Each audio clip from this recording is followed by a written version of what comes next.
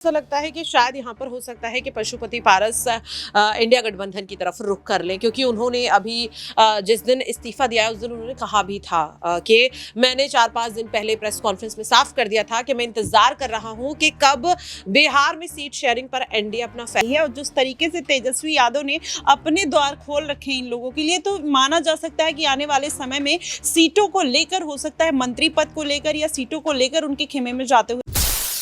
देश का मौसमी मिजाज बदलता जा रहा है और जैसे वक्त आगे बढ़ रहा है ऐसे में तापमान भी धीरे धीरे बढ़ता जा रहा है। लेकिन ऐसे में इसी देश के इसी ही उत्तर भारत के राज्य बिहार का सियासी तापमान लगातार ही बढ़ा हुआ है, लगातार ही 7वें आसमान पर चढ़ा हुआ है। और खासतौर पर जब से नीतीश कुमार ने इंडिया गठबंधन छोड़कर एनडीए गठबंधन में वापसी की, जब ही से राज्य का सियासी पारा मानो 7वें आसमान पर है। और उसके बाद से तमाम ऐसी चीजें बिहार में देखने को मिली जिसने बिहार के सियासी स्थिति को, बिहार में लगातार ही सियासी उथल पुथल की स्थिति बनाई हुई है। अब जिस तरीके से देश के आम चुनावों की तारीखों का ऐलान चुनाव आयोग ने कर दिया है, सभी राजनीतिक दल अपनी तैयारियों में जुट गए हैं। नामांकन की प्रक्रिया आज से ही शुरू हो रही है। पहले चरण में जिन सीटों पर मतदान होना है उन सीटों पर नामांकन की प्रक्रिया से शुरू हो रही है। इस बीच यहां पर जो सीट शेयरिंग है, सीट शेयरिंग नामक जाल है,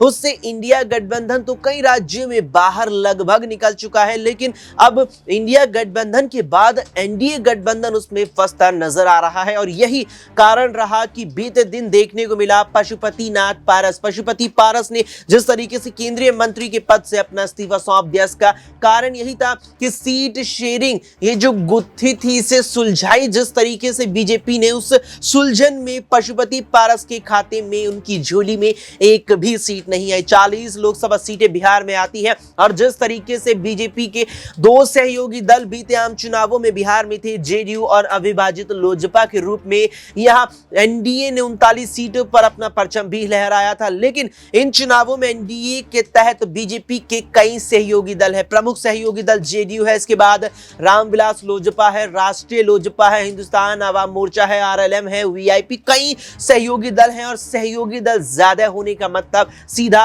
और साफ यही है कि चिंताएं बढ़ेंगी, चुनौतियां बढ़ेंगी, सीटों की मांगे बढ़ेंगी और मांग बढ़ेंगी तो बंटवारा किस तरीके से होगा। जिस तरीके से बंटवारा हुआ है उस पर अब पशुपति पारस बेहद खफा है, मंत्री पद से इस्तीफा दे चुके हैं और एनडीए का कभी भी यहां साथ छोड़ सकते हैं। यहां पर अब जब वो एनडीए का साथ कभी भी छोड़ सकते हैं तो कभी भी इंडिया गठबंधन में जा सकते हैं, कभी भी ऐलान कर सकते हैं कि चुनाव लड़ेंगे, बिहार की कुछ लोकसभा सीटों पर चुनाव लड़ेंगे और समर्थन के साथ लड़ेंगे, वो भी इंडिया गठबंधन के यहां सहयोगी दलों का। इंडिया गठबंधन के बैनर तले चुनाव लड़ते अब पशुपति पारस नजर आने वाले हैं। लेकिन क्या वाकई में वे इंडिया गठबंधन का दामन थामेंगे या फिर अलग अपना मोर्चा खड़ा करके तीसरा मोर्चा बिहार में खड़ा करेंगे? तमाम सवाल हैं बिहार के सियासी संग्राम के ऊपर और तमाम सवालों के जवाब जानेंगे न्यूज रूम में अपने सभी सहयोगियों से। सबसे पहले प्रज्ञा हमारी सहयोगी है। प्रज्ञा, स्वागत है आपका इस खास पेशकश में। प्रज्ञा, जिस तरीके से ये लगभग तय माना जा रहा था कि बीजेपी एक सीट देगी और उस पर पशुपति पारस पहले से खफा नजर आ रहे थे, लेकिन चौंकाते हुए फैसला बीजेपी की तरफ से आया कि 17 अपनी झोली में रखते हुए एक भी सीट नहीं दी और लगभग इस्तीफा तय था जो उन्होंने दे भी दिया। अब लगभग एनडीए छोड़ना भी पशुपति पारस का तय है। सवाल ये रहेगा कि अब पशुपति पारस इंडिया गठबंधन का रुख करेंगे या अपना तीसरा मोर्चा खोलेंगे?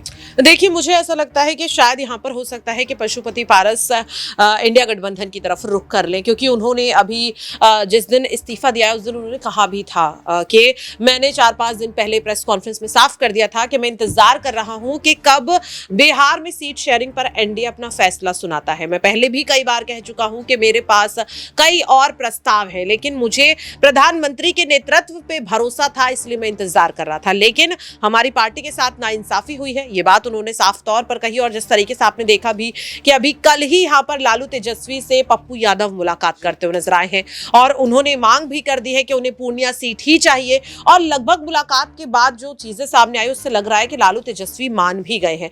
तो अगर इस तरीके की चीजें यहाँ पर पशुपति पारस को दिख रही है तो वो क्यों नहीं चाहेंगे? और हो सकता है कि वो सीधे सीधे चिराग पासवान को उसी सीट पर, हाजीपुर पर, जिस पर दोनों के बीच खींचतान थी, यहाँ पर इंडिया गठबंधन से चुनौती देते हुए नजर आए। और आप यकीन मानिए कि अगर ऐसा होता है तो चिराग पासवान हार का सामना करते हुए नजर आएंगे। अच्छा, चिराग पासवान का भी जिक्र यहाँ पर होना जरूरी आपने किया भी है। चिराग पासवान को अब आधार तो यहाँ समझ नहीं आता कि किस आधार पर बीजेपी ने 5 सीटें दी हैं, और बीजेपी जो 400 पार का नारा लेकर चल रही है सहयोगी दलों के समर्थन से, क्या चिराग 5 सीटों पर फतह कर पाएंगे? 5 सीटों को देखिए, पहली बात तो मुझे नहीं लगता कि ऐसा हो पाएगा। चलिए मान लीजिए कि हो भी अगर जाता है तो जिन 5 सीटों की मांग चिराग पासवान ने की है, तो आखिरकार उनके पास कैंडिडेट कहां है?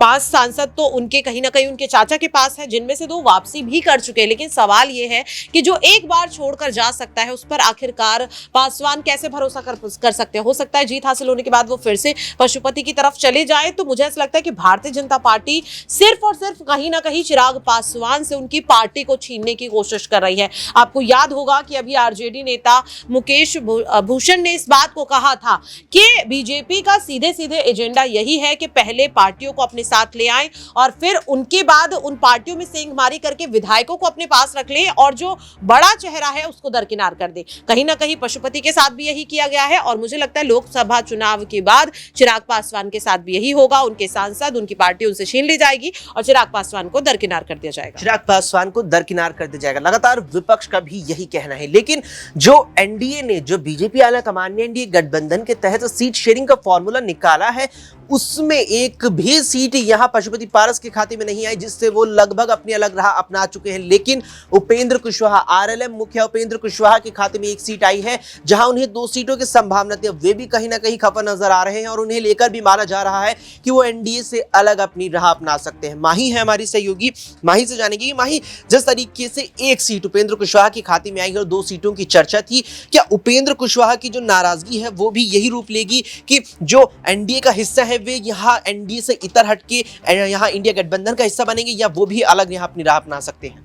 जी बिल्कुल, जिस तरीके से सीटों को लेकर अटकलें बनी हुई हैं, ऐसे में कहा जा सकता है कि उपेंद्र कुशवाहा हो या माझी हो या फिर पशुपति पारस हो, वो तीनों में लगातार कहीं ना कहीं नाराजगी देखने को मिल रही है। और जिस तरीके से तेजस्वी यादव ने अपने द्वार खोल रखे हैं इन लोगों के लिए, तो माना जा सकता है कि आने वाले समय में सीटों को लेकर, हो सकता है मंत्री पद को लेकर या सीटों को लेकर उनके खेमे में जाते हुए नजर आए। क्योंकि जिस तरीके से तेजस्वी यादव को उनकी जरूरत है और वो ज्यादा से ज्यादा सीटों को लेकर अपने और उनको खींचने की जरूर कोशिश करेंगे। तो ऐसे में माना जा सकता है कि आने वाले समय में ये तीनों जाहिर तौर पर बगावत करते हुए पार्टी से नजर आ सकते हैं। लेकिन जिस तरीके से बीजेपी ने चिराग पासवान को कहीं ना कहीं तवज्जो दी है, ऐसे में ये तीनों लोग कहीं ना कहीं आहत हुए दिखाई दे रहे हैं। बिल्कुल, यहाँ पर आहत हुए दिखाई दे रहे हैं और एनडीए गठबंधन को झटका लग सकता है। जिस तरीके से सहयोगी दल ज्यादा है, कुनबा एनडीए का बढ़ रहा है, क्या ये बढ़ता कुनबा यहाँ चिंताएं भी बढ़ा देने वाला है? सिराज से जानेंगे। सिराज, एनडीए का कुनबा बढ़ा है, एनडीए का कुनबा बढ़ रहा है, लेकिन क्या ये कुनबा जो बढ़ रहा है, क्या ये चिंताएं बढ़ा देगा? क्या ये आगामी आम चुनावों में बीजेपी की चुनौतियां बढ़ा देगा? क्योंकि सहयोगी दल भी कुछ हद तक छिटक रहे हैं। जी बिल्कुल, इसमें कोई दो राय नहीं है, क्योंकि जिस तरीके से विधानसभा चुनाव के दौरान हमने देखा कि जीतन राम मांझी का सहारा लेकर के और जो है सरकार बनाई थी, लेकिन जीतन राम मांझी लगातार बीजेपी के खिलाफ में बयान देते रहे। उन्होंने साफ तौर पर कहा कि 1 रोटी से 2 रोटी से हमारा पेट नहीं भरता, हमें और भी रोटियों की जरूरत है। तो निश्चित रूप से जो छोटी पार्टियां हैं वो निश्चित रूप से इस बात को समझती हैं कि बीजेपी जब तक हमारी ज़रूरत है, जब तक हमें इस्तेमाल कर रहे हैं, लेकिन ज़रूरत पड़ने पर उन्हें भी दरकिनार किया जा सकता है। और इस बात में कोई दो राय नहीं है कि कहीं भी, जैसे उपेंद्र कुशवाहा का जिक्र करें या पशुपति पारस ने तो इस्तीफा भी दे दिया है, या और भी तमाम चेहरे हैं जैसे जीतन राम मांझी, ये लोग जो है कभी भी बगावत भी कर सकते हैं और निश्चित रूप से जिधर फायदा मिलेगा उधर जाएंगे। अब चिराग पासवान का देखिए, चिराग पासवान को यूं ही नहीं 5 सीटें दी गई। उन्होंने साफ तौर पर इस बात को कहा था कि मेरे को जो है हर दल चाहता है कि मैं उसके साथ जुड़ूं। तो कहीं ना कहीं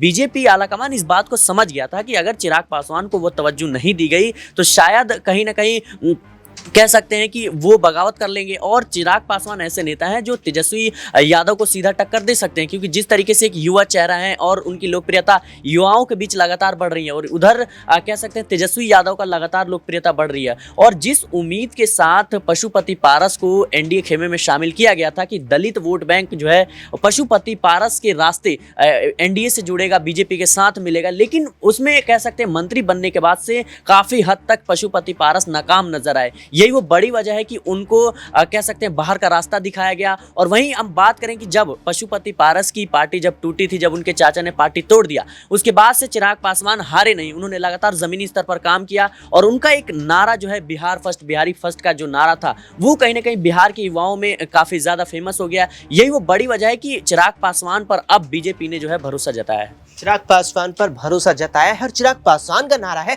बिहार फर्स्ट, बिहारी फर्स्ट, और इसी बिहारी को फर्स्ट रखते हुए, तवज्जो देते हुए बीजेपी आला कमान ने 5 सीटें सौंप दी चाचा पशुपति पारस से आगे बढ़कर। जहां पशुपति पारस के खाते में एक भी सीट नहीं है, उनकी झोली खाली बीजेपी आला कमान ने कर दी। यहां चिराग पासवान को 5 सीटें सौंप दी है। ये देखते हुए कि तेजस्वी यादव अगर यहां अपने लिए जन समर्थन जुटा रहे हैं बिहार में, अगर बिहार में भविष्य में और भी ज्यादा पार्टी को मजबूत कर रहे हैं, तो उनके विकल्प के रूप में चिराग पासवान भी है, जिनके साथ बीजेपी का यहां समर्थन है। लेकिन अब यहां सबसे बड़ा सवाल यह रहेगा कि उपेंद्र कुशवाहा क्या जिस तरीके से एक सीट अपने खाते में आने से नाराज हैं, क्या वो इस नाराजगी को दबाकर एनडीए के साथ आगामी चुनाव में रण में उतरने वाले हैं या फिर अपनी राह अलग अपनाने वाले हैं? क्या कुछ इस पर आपकी राय है? कमेंट बॉक्स में हमें कमेंट करके जरूर बताएं। फिलहाल के लिए इस पेशकश में इतना ही। देश और दुनिया की तमाम खबरों के लिए आप देखते रहें SPN9 न्यूज।